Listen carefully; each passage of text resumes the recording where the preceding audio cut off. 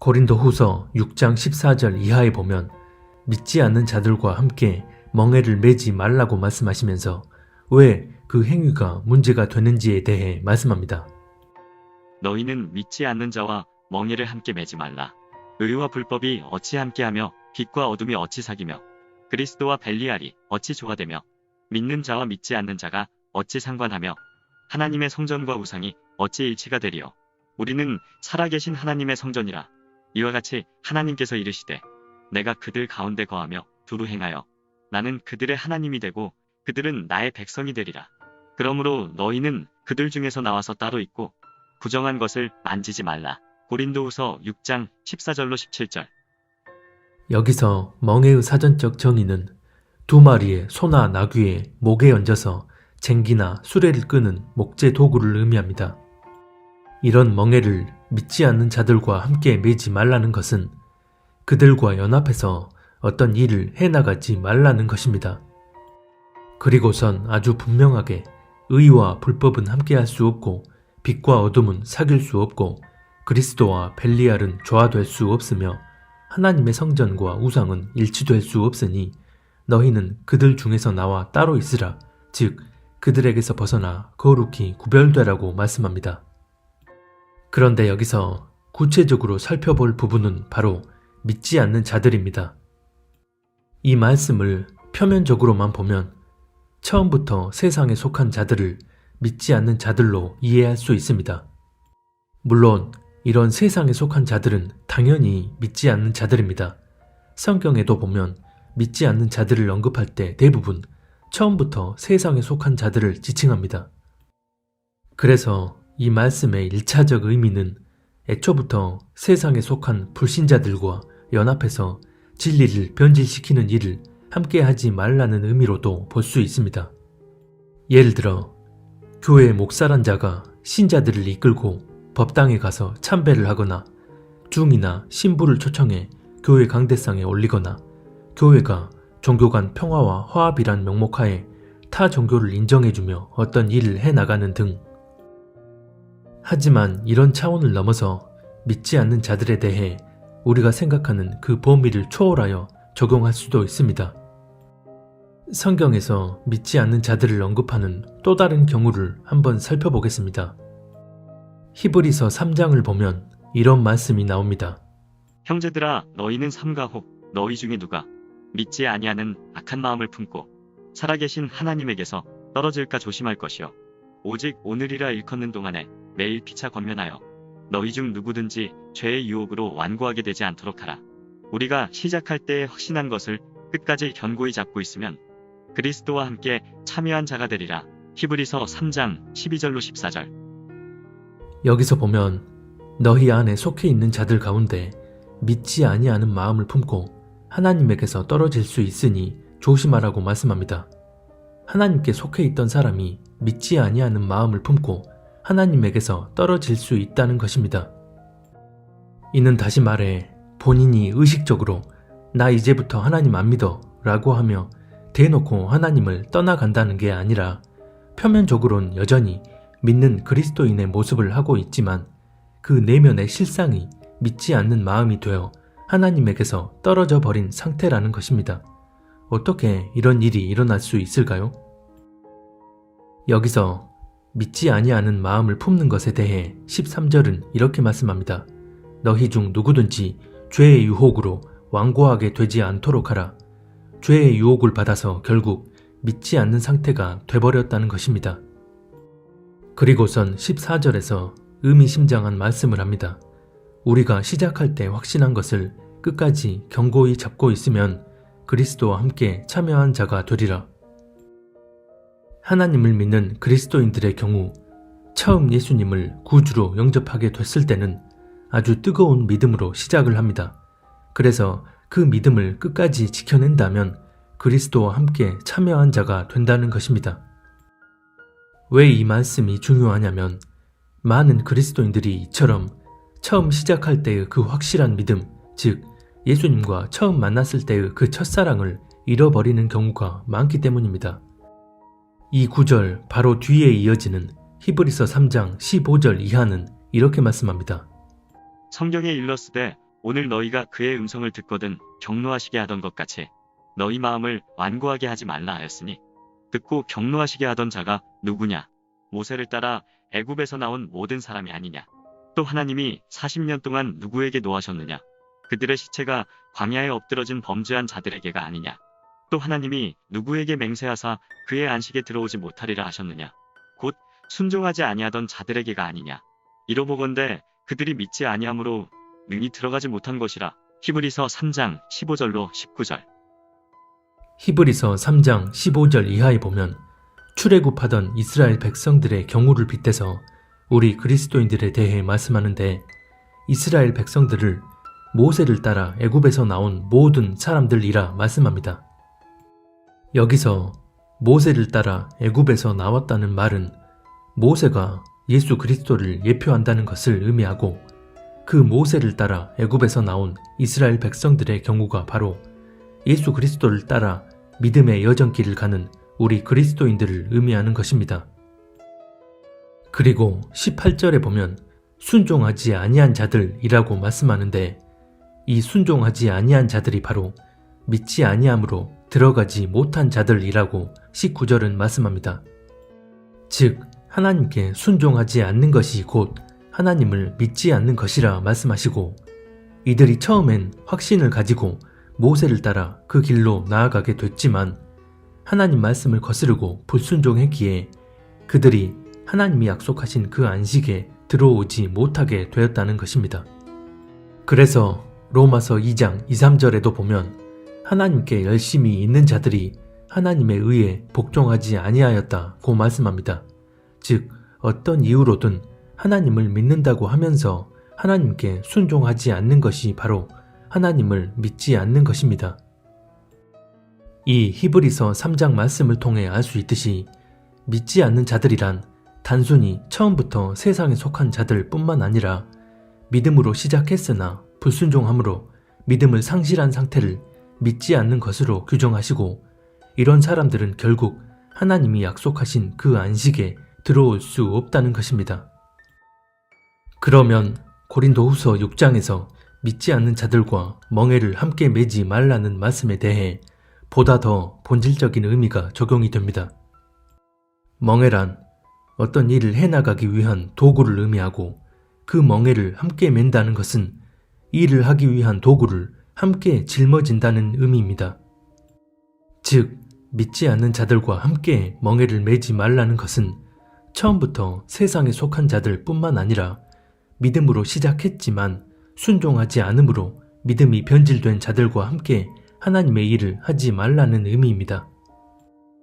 고린도전서 5장 10절로 11절은 이렇게 말씀합니다. 이 말은 이 세상에 음행하는 자들이나 탐하는 자들이나 속여 빼앗는 자들이나 우상 숭배하는 자들을 도무지 사귀지 말라 하는 것이 아니니, 만일 그리하려면 너희가 세상 밖으로 나가야 할 것이라. 이제 내가 너희에게 쓴 것은 만일 어떤 형제라 일컫는 자가 음행하거나 탐욕을 부리거나 우상 숭배를 하거나 모욕하거나 술 취하거나 속여 빼앗거든 사귀지도 말고 그런 자와는 함께 먹지도 말라 함이라. 고린도전서 5장 10절로 11절. 고린도전서 5장 말씀을 통해서 믿지 않는 자들과 함께 멍에를 매지 말라는 히브리서 말씀이 마지막 때를 사는 우리에게 어떤 디테일로 적용되어지는지를 알 수 있습니다.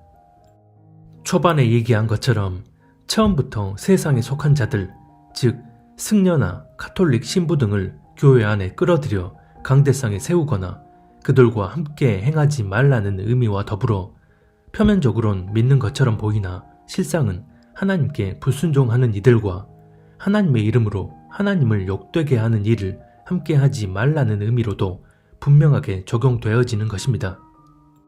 왜냐하면 성경은 아주 분명하게 마지막 때 배도하는 일이 있을 거라 말씀하고 있기 때문입니다. 모세를 따라 출애굽한 이스라엘 백성들이 모세가 하나님의 말씀을 받기 위해 시내산에 올라간 사이 자기들 맘대로 금송아지 우상을 부어 만들어 자기들을 인도해낸 하나님이라 정해놓고 가증한 배도 행위를 저지릅니다.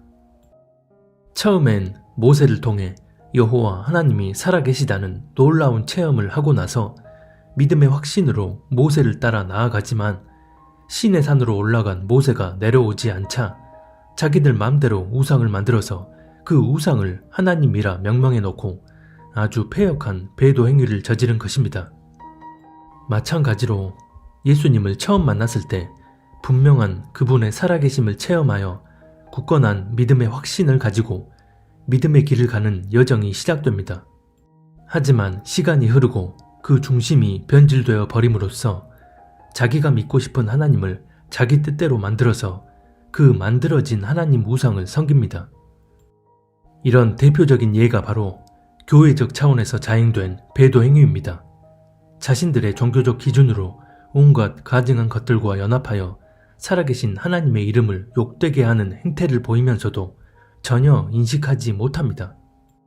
그렇다면 이들이 본질적으로 하나님의 뜻에 순종함으로써 하나님을 믿는 자들이라 할 수 있을까요?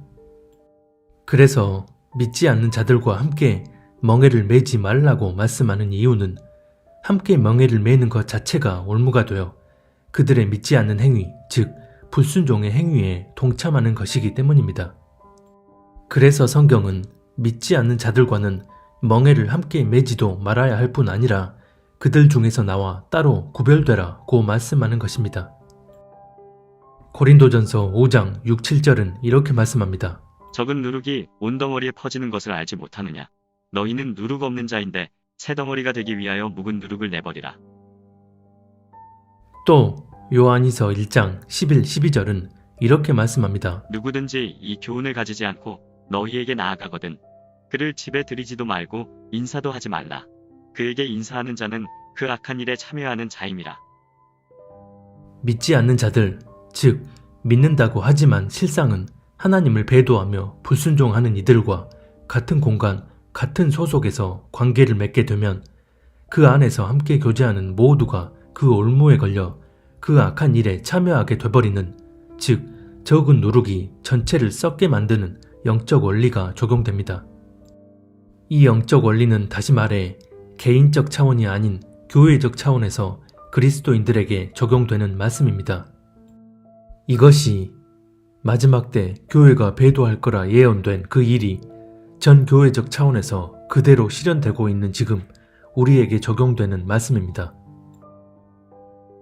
믿는다, 믿지 않는다의 기준은 사람이 아닌 하나님께 있습니다.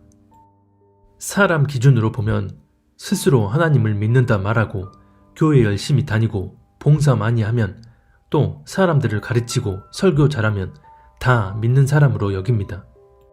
하지만 하나님의 기준에선 겉으로 드러나는 모습 이전에 그 사람의 중심을 들여다보시기에 그 사람이 정말 당신의 뜻을 거스르지 않고 그 뜻대로 순종하며 나아가는지를 보십니다.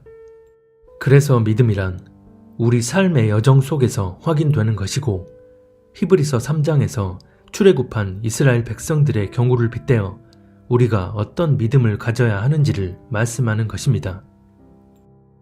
이스라엘 백성들의 경우 아주 분명한 믿음의 체험을 통해 출애굽하게 되었음에도 그 이후 현실적 상황들을 마주하자 하나님을 원망하고 불평하며 믿지 않는 모습을 보였던 것처럼 그리스도인들 역시 믿는다고 하면서도 상황과 현실 앞에 굴복하여 하나님을 원망하고 하나님의 뜻을 거스르며 믿지 않는 태도를 보이는 경우가 많습니다. 혹시나 내 자신이 현실의 상황과 환경 앞에 하나님을 원망하거나 하나님의 뜻을 거스르며 믿음을 저버리는 태도를 보였다면 우리 자신을 겸비하게 돌아보고 하나님 앞에 나아가 회개의 영을 구하며 마음의 태도를 돌이켜야 합니다. 또 이스라엘 백성들이 금송아지 우상을 만들고 그 우상을 하나님이라 부르며 하나님을 배도하는 죄악을 저질렀던 것처럼 개인적 차원에서 우리가 내 종교적 기준에 의해 내가 믿고 싶은 하나님 우상을 만들어서 정작 살아계신 하나님에 대한 믿음을 저버리고 있진 않는지를 분명하게 돌아볼 수 있어야 합니다.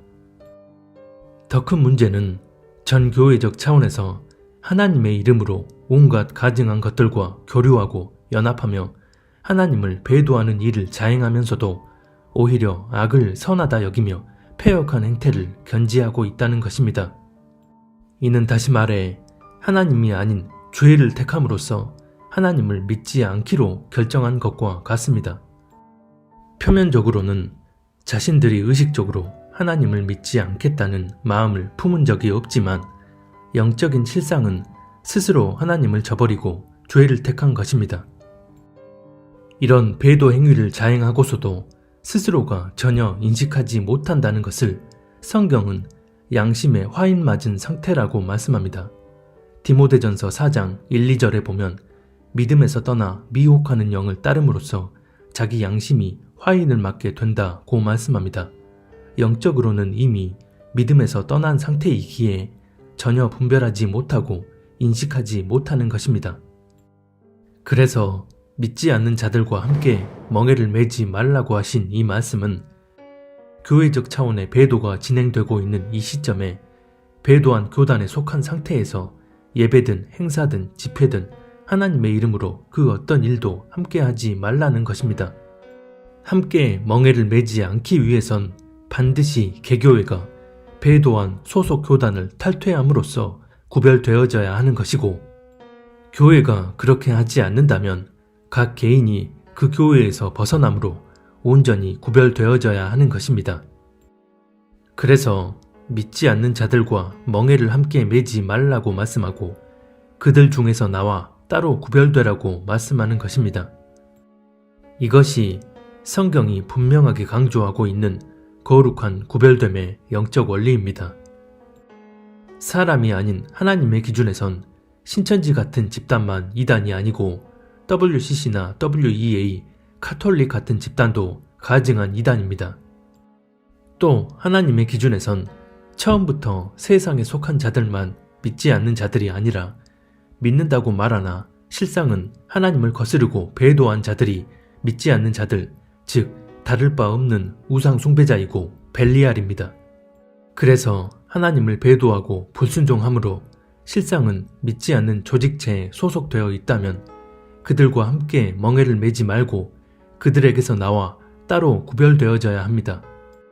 그럼에도 교단에 남아서 끝까지 싸우며 교단이 돌이키도록 힘쓰겠다는 것은 자기 종교적 의의가 성경 말씀보다 더 높아서 자기 의의를 고집하는 것과 다를 게 없습니다.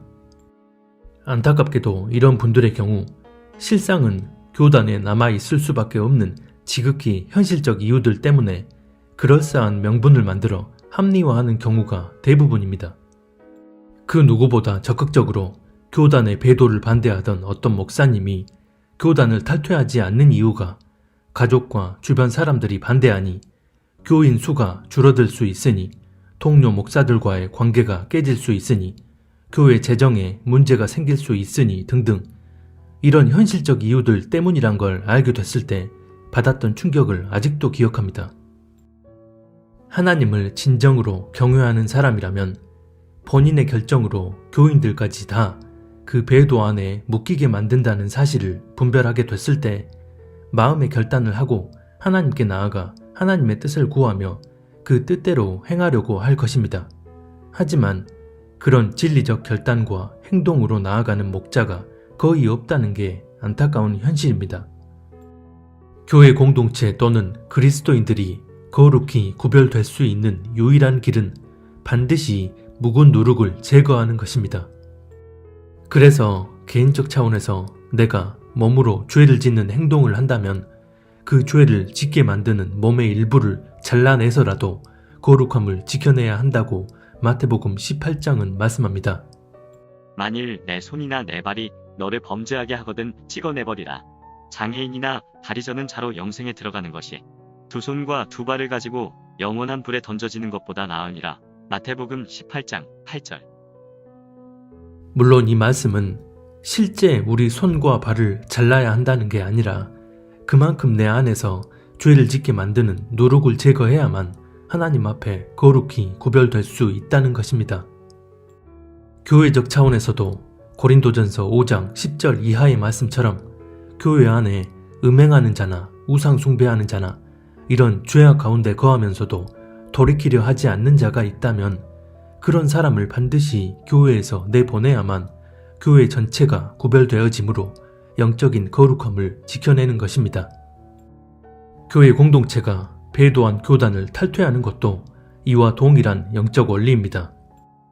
교회가 소속되어 있는 상위 조직체인 교단이 하나님을 거스르는 가증한 배도를 저지르고도 돌이키기는커녕 악을 선하다 하는 패역한 행태를 보인다면 반드시 그 교단에서 공식 탈퇴함으로써 묵은 누룩을 제거해야만 교회 전체가 그 배도의 흐름에서 벗어나게 되는 것입니다. 만약 교회가 그런 교단으로부터 구별되려 하지 않는다면 각 개인이 그 교회를 벗어남으로 누룩을 제거해야만 영적으로 구별되어지는 것입니다. 그리고 나서 개인적 삶의 영역에서 거룩함을 지켜내기 위해 하나님과 교제하며 동행하는 삶을 살아야 합니다. 바로 이 구별됨의 영적 원리를 고린도 후서 6장이 말씀하고 있는 것입니다. 마지막이 가까우면 가까울수록 보이지 않는 본질에 근거한 영적 원리는 더 뚜렷하게 적용되어집니다. 이런 본질에 근거한 영적 원리를 누구보다 잘 아는 사탄은 눈에 보이는 육적인 현실을 부각시켜서 아주 광명하게 가장한 거짓을 통해 사람들을 미혹시키려 합니다. 그래서 이런 영적 본질을 깨닫지 못하는 이들은 눈에 보이는 현실의 문제와 상황에 갇혀서 이 미혹에 속절없이 빠져버립니다. 또 어떤 정치인이 스스로 기독교인이라 고백하고 하나님 예수님을 높이는 말을 하기만 하면 보이지 않는 영적인 실상, 즉 드러나 있지 않은 그 사람의 진짜 모습을 성령 안에서 분별할 생각은 전혀 하지 않고 보여지는 현실에 갇혀서 스스로 사람의 미혹 아래로 기어들어갑니다. 하지만 하나님을 온전히 경외하며 하나님만을 기준점으로 삼는 이들에게는 친히 분별의 지혜와 능력을 더해 주시기에 육적인 세상의 흐름을 거스르면서도 영적 본질을 바로 분별하여 하나님의 뜻대로 나아가게 됩니다. 여호와를 경외하는 자 누구냐? 그가 택할 길을 그에게 가르치시리로다. 시편 25편 12절. 그래서 마지막 환란 심판이 일어나기 전 하나님이 알곡과 쭉정이를 가르시는 기준은 보이지 않는 영적 본질, 즉 우리 중심의 온전함과 영적인 구별됨입니다. 그러나 보이는 현실에만 집중하며 보이지 않는 영적 본질은 대수롭지 않게 여긴다면 스스로 죄를 택함으로써 하나님을 믿지 않는 것과 같습니다. 이런 사람들은 마지막 환란을 통해 그 믿음을 증명해 보여야만 합니다. 이것이 행한 대로 보응하신다는 하나님의 변치 않는 공의의 섭리입니다. 이제는 우리 각자가 성령 안에서 어떻게 행동해야 할지를 바르게 분별하여 그 뜻대로 나아가야 합니다.